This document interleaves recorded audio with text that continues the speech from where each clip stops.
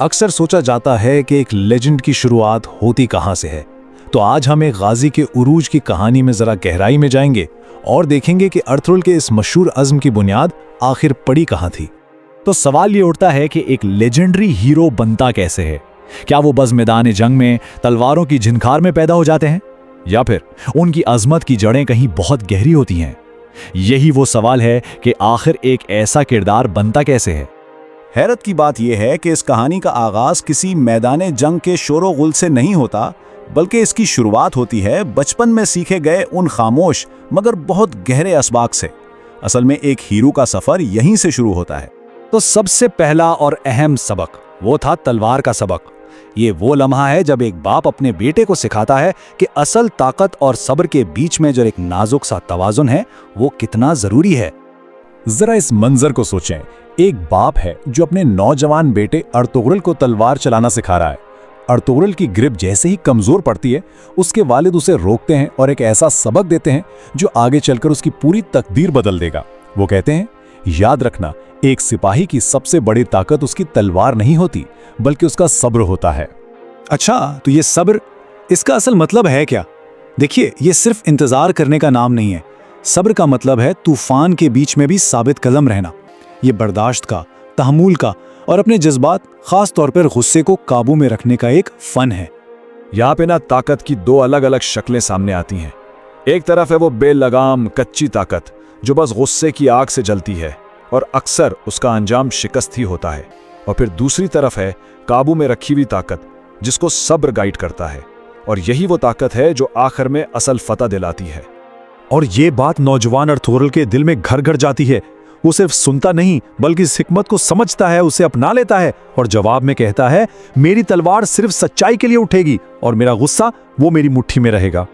आप सोचें, ये किसी आम बच्चे का जवाब नहीं था, ये एक मुस्तकबिल के लीडर का अहद था। तो अगर वालिद ने इसे सिखाया कि ताकत को काबू में कैसे रखना है, तो उसकी वालिदा ने उसे बताया कि उस ताकत का मकसद क्या होना चाहिए। तो अब हम आते हैं कहानी के दूसरे सतून की तरफ, यानी इंसाफ का मिशन। और यह सबक उसे मिला अपनी वालिदा हाइमा खातून से। देखें, हाइमा खातून उसके किरदार में एक गहराई लाती हैं, एक मॉरल कंपस सेट करती हैं। वो उसे याद दिलाती हैं कि उनकी ये जो जद्दोजहद है ना, ये सिर्फ जिंदा रहने के लिए नहीं है, बल्कि इसका एक बहुत बड़ा मकसद है। वो कहती हैं, अल्लाह ने हमें एक ख़ास मकसद के लिए चुना है। हमारा रास्ता कांटों से भरा है, लेकिन हमारी मंजिल आदिल है। और ये जो लफ्ज़ है अदल, इसका मतलब सिर्फ जस्टिस से कहीं ज़्यादा है। ये बराबरी है, इखलाकी तौर पर सही रास्ते पर चलना है और सही और गलत के बीच में एक वाज़े लकीर खींचना है। यही वो गाइडिंग प्रिंसिपल था जिसने अर्थुगरुल की पूरी जिंदगी के फैसलों की रहनुमाई करनी थी। इसकी वालिदा ने उसे उसका मिशन समझाने के लिए एक बहुत ही खूबसूरत मिसाल दी। उन्होंने कहा कि उसे एक ऐसा घना दरख्त बनना है जिसके साए में हर मजलूम, हर सितम रसीदा इंसान आकर सुकून पा सके। तो ये जंग सिर्फ अपने कबीले की आज़ादी की नहीं थी, बल्कि ये पूरी इंसानियत के लिए इंसाफ की जिद्दोजहद थी। तो वालिदैन से जो सबक सीखे थे, अब उनको अमली जामा पहनाने का वक्त आ रहा था। अर्थुगरुल की जो लीडरशिप क्वालिटीज थीं, वो अब अपने दोस्तों के दरमियान नजर आने लगती हैं, और यहीं पर वो वफादारी और इत्तेहाद की एक मजबूत बुनियाद रखता है। और ये कोई आम खेल नहीं हो रहा था। अर्थुगरुल अपने दोस्तों को इकट्ठा करता है, और कमाल की बात यह है कि वो हर एक की खासियत को पहचानता है। वो तुर्गत से कहता है, तुम मेरी ढाल होगे, दोगान से कहता है, तुम मेरी आंखें होगे, और बामसी से, तुम हमारी ताकत होगे। ये सिर्फ नाम नहीं थे, ये एक टीम की बुनियाद रखी जा रही थी। और फिर वो सब मिलकर वो मशहूर अहद करते हैं जो अटल था, हम भाई हैं और हमें मौत भी जुदा नहीं कर सकती। तो ठीक है, बातें और सबक बहुत हो गए। अब वक्त था एक्शन का। अब कहानी अपने क्लाइमेक्स पर पहुंचती है, जहां सब्र, इंसाफ और इस भाईचारे का पहला असली इम्तिहान होने वाला था। और फिर अचानक सब कुछ बदल जाता है। काई कबीले पर एक अनएक्सपेक्टेड थ्रेट आता है जब कुछ जासूस उनकी भेड़ें चुराने की कोशिश करते हैं। अब देखें, ये सिर्फ कुछ जानवरों की चोरी का मामला नहीं था, ये उन नौजवान लड़कों के लिए पहला असली चैलेंज था। लेकिन क्या वो डर जाते हैं? बिल्कुल नहीं। अर्थुगरुल एक कदम आगे बढ़ता है और उसकी आवाज में अपने लोगों की हिफाजत का वो अज़्म गूंजता है जब वो कहता है, ये काई की जमीन है और यहां दुश्मन का इंतजार सिर्फ मौत करती है। और फिर एक्शन शुरू होता है। अर्थुगरुल सिर्फ एक इशारा करता है और दोगान की गलील से निकला पत्थर सीधा निशाने पर लगता है। तुर्गत और बामसी लाठियों से दुश्मन पर टूट पड़ते हैं। वो चारों एक यूनिट बनकर लड़ते हैं और इनका हर वॉर उनके उस भाईचारे के अहद की गवाही दे रहा था।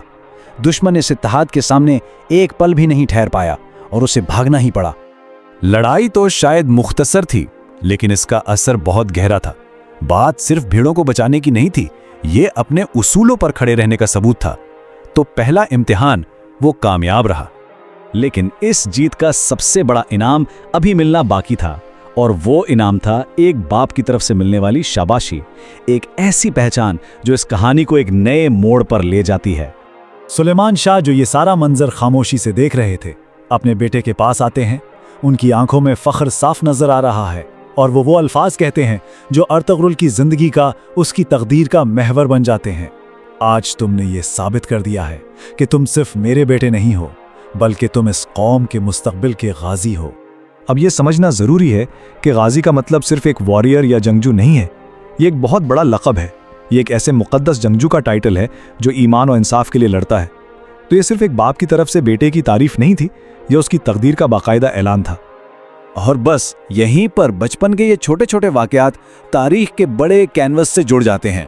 यही वो तरबियत थी, यही वो बचपन था जिसने अर्तुगरुल को एक ऐसी चट्टान बना दिया जिससे टकराकर आगे चलकर बड़ी बड़ी सल्तनतों को टूटना था।